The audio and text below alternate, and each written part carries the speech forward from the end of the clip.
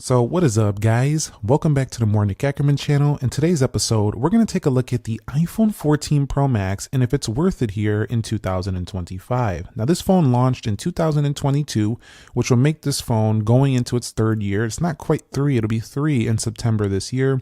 So it's about 2.5. And this phone actually is retailing for right around a medium price range. Well, it's not really retailing. It's more like secondhand. You can find these refurbished, renewed, stuff like that, right around a medium price range of $575. So it's lost about 50% of its value. But have you lost 50% of what an iPhone does today? I don't think so. Let's talk about why. We'll begin with the actual design and build. Now, because the iPhone 14 Pro Max was the first edition iPhone with the dynamic island, and they're still using dynamic islands to this day, if you were to get an iPhone 14 Pro Max, your phone from the front or the rear doesn't really look outdated at all, especially if it's in good condition and you have a good battery. So the iPhone 14 Pro Max, from a design and build perspective, is definitely still recommended. Maybe later this year when they potentially redesign the camera, we'll have to see. This might look a little bit old. But for now, because all the iPhones out there still use this similar design, dynamic island, triple camera on the rear, nobody's going to see this phone and think you have some old phone. So in that perspective, you're getting half the price for this phone. When it first came out, it was like $1,200, $1,300. Now you're getting it for half the price and you have a phone that looks like a brand new phone. So in that area, this is still a good deal, I would say. The bezels are a little bit thicker compared to some of the new competition that's launching today, but they're not huge. They're not like massive bezels. They're just a little bit thicker. They're pretty not that noticeable though on a darker version, but maybe a lighter version of the phone, it might be slightly more noticeable. However, when you put a case on it, these bezels virtually disappear. So let me show you what I'm talking about. So I have a case right here. This is just a regular silicone case. When it's in the case, you don't even see the bezels. All you see is the border of the case. So if you have this phone in a case, which you probably will have it in a case most of the time, and I'll leave a link to this case down below if you want to pick it up. It's just a nice surfy, I think it's like a surfy silicone case. It gives a nice grip, covers the camera. Just a nice case overall. But this phone right here definitely has a pretty decent design still. Moving on to display, we are looking at an OLED panel. This is a Super Retina XDR. It gets very bright. One of the additions or feature upgrades that this got in this year was a brighter display. So the iPhone 14 Pro Max gets really bright. One of the cons is that outdoors sometimes it would auto dim itself and not really let you utilize that brightness all the time, which was annoying. However, I don't experience this all the time. It was usually on hotter days when the phone got too warm. It would do that and it would auto dim a little bit more than I would like. So that's the con of this phone, but pretty sharp resolution, pretty much the same display you'll find on modern iPhones. So there's no real issue in this department of display. All your content's still going to look good. It's still very well tuned. And some people would argue it probably looks better than some current phones if they're picky about color accuracy and balance. Some people like the way that Apple tunes their displays. This one can definitely still be a great option for you. Now, the actual display also tends to have the same features across the iPhone lineup, including dark mode, night shift, true tone. So you can actually turn on true tone to kind of adjust to the ambient lighting in the room, and it's pretty good.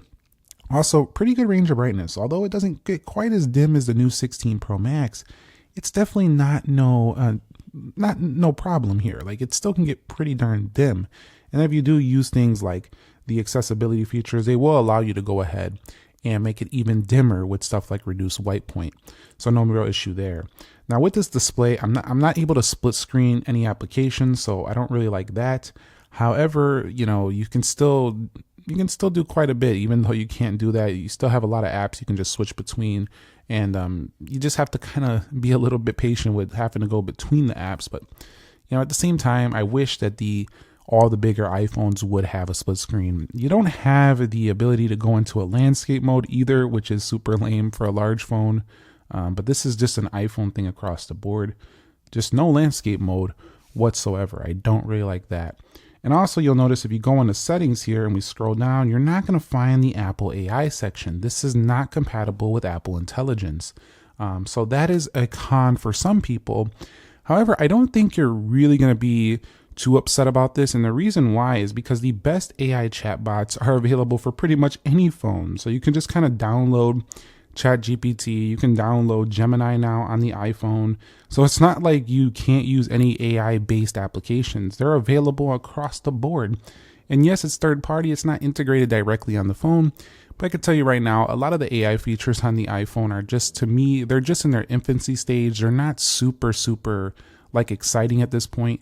They're not like so invested into the like your daily use just yet. So you probably can still get by with a 14 Pro Max without those AI features for probably another 1 to 2, 3 years, maybe.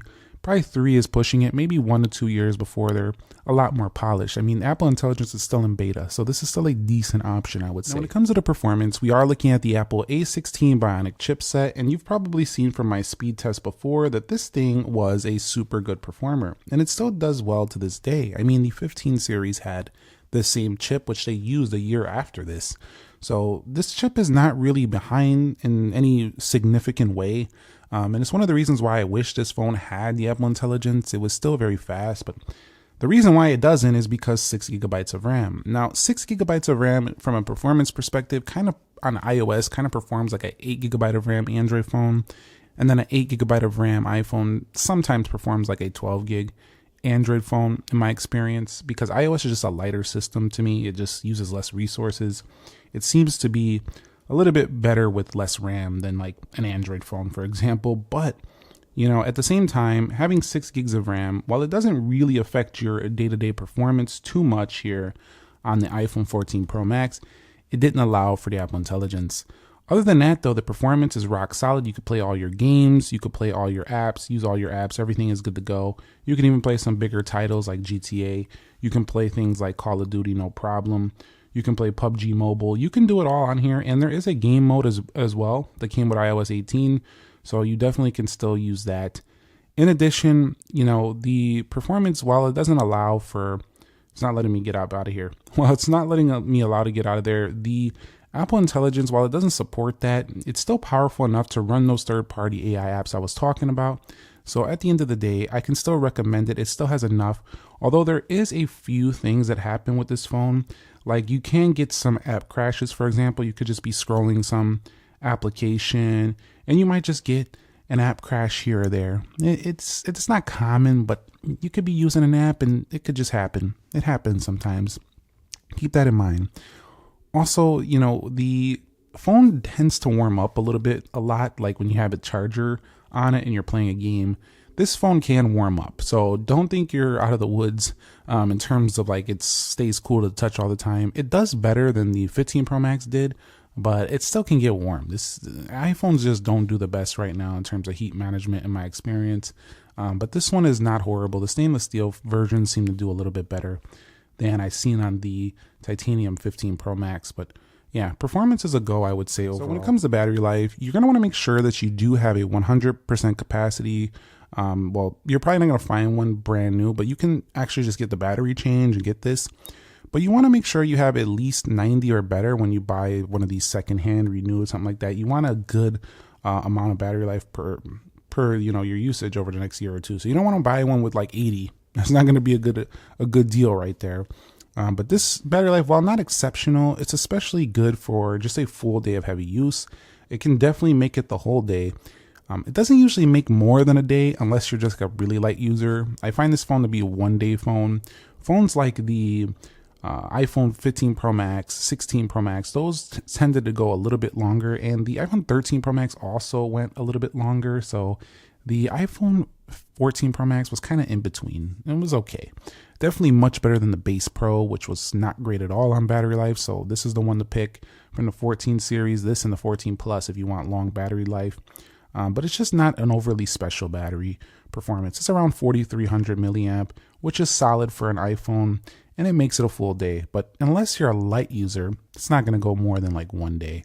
So it's a 1 day, all day phone with heavy use. So it's a very acceptable overall. One of the things I really don't like about this phone, though, is the lightning cable. This cable is proprietary. It's out of date. And if you buy this phone now, and most of your products now do come with USB-C, including even things like little headphones, little wireless buds, regular headphones, laptops, tablets, almost everything is charging with USB-C now, except for some, cheap products. Usually you can use micro USB.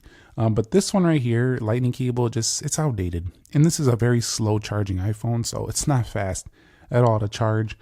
Luckily, its battery lasts a long time, so you don't need to charge it all the time. But this is one of the areas that I don't like about this phone whatsoever. And if you don't really like the IO, like the lightning and the charging speed, this could be a deal breaker for some people. So a couple years ago, I got married and I used this iPhone to take photos of things like at my wedding, my wife, and we took a lot of great photos and things looked fantastic. Even the photographer we hired used this iPhone. I handed it to her and she knew what she was doing. She took some amazing photos. And this thing is very, very capable. It has cinematic 4K. You can do 4K 60. There's just nothing about this camera that feels antiquated, outdated. There are some new enhancements to the new phones, but I have no qualms about recommending this camera. It's a 48 megapixel main, 12 megapixel tele, and 12 megapixel ultra wide. While every other new iPhones are all like up to date, this one is still good. I mean, you have to be really picky to not like this camera right here, because it can still perform pretty excellent in most respects. Even the front facing camera is not really that different from the current phones. It does a good job here. It can even do 4K 60 on the front of this phone. So I'm just a fan. I'm a big fan of this camera. It definitely is a pro level. You can do raw photography and all that. It does the works. It's definitely a pro series camera, and it still feels that way. Even to this day, it still does. I really do like that. You should buy this in 2025, and you're wondering, well, how does it sound? It sounds great. It has really loud audio, and one of the areas that I haven't seen phones get much better in is how loud the speakers are. People don't really talk about this much. I don't think they really care to improve that too much. The newer phones just don't sound that much louder than this iPhone right here. So if you're looking for good audio, this one will provide that to you. In addition, this does have a pretty solid Face ID on here, which has been on the iPhone for a long time. But you also have satellite connectivity, which is something some of the newer competing phones still don't have. So satellite connectivity is a nice enhancement of the iPhone 14 Pro Max, and it's something that it actually makes it better than some new phones in certain ways. So I am a fan of this phone still. I'm recommending it at half the price. It's a really solid option here. It really is. So wrapping it up here, the iPhone 14 Pro Max. This is a special color as well, space black. It looks a lot like the space black MacBooks. You have this nice material on the rear, and then this nice stainless steel black around the edges, and it's a deep black. This is one of my favorite color iPhones ever launched, even though it's kind of like not a true color, it's black, but I just like the dark frame. It just complements this back material really nicely, and then this kind of matches up with this over here. It's just a good looking color. It's very sleek, very pro looking, so I really like that. So if your current budget for a max phone, like a new phone, is kind of this too high for you, you just want to pay like $550. Go find one of these renewed, refurbished. Make sure you go with a trusted seller.